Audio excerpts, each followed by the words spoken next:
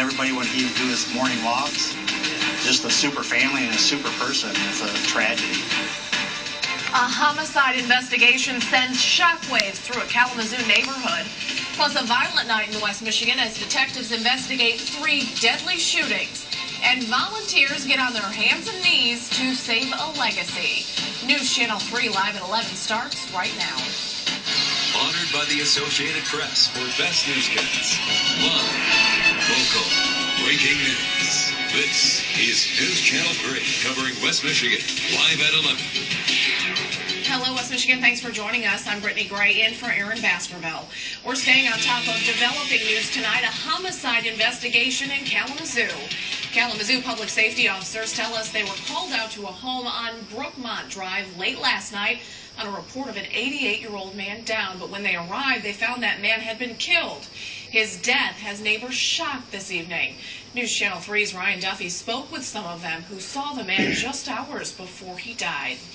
Police have finally cleared the scene here. Pretty much since last night, large groups of KDPS detectives have been here working in the house, going through the neighborhood, talking to neighbors. Pretty much all of them knew this man who was killed.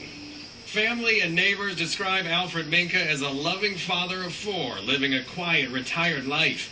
His hobbies were fishing and taking care of his fruit trees. In other words, the last person anyone would want to hurt. His family grew up with our family. There are 4 kids. And everybody always loved everybody, and everybody did anything they could for everybody. So this just comes out of the blue as far as this total shock. Longtime family friends and neighbors Bernie and Bob Powers say MINKA was the neighbor that everyone in this close-knit community knew and looked out for.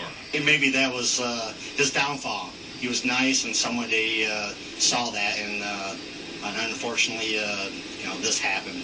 Police went to MINKA's home Friday night after a neighbor called to report finding him on the floor inside. Investigators say at first they weren't sure if it was an accident, but later determined he was killed.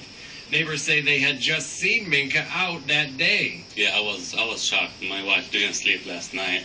It's just, hour before that, he's outside, and then, the sudden disappearance. It's really sad. Police aren't saying if there was a break-in or if anything was stolen, but they say MINKA was targeted and it wasn't random. We don't believe that's the case. We have a pretty good idea of what happened, but we're still a little ways away from finalizing this. A large group of KDPS detectives were at the scene for hours Saturday. They spent most of their time inside the home of the neighbor who found MINKA. Detectives tell us they still aren't sure why that neighbor went to MINKA's home.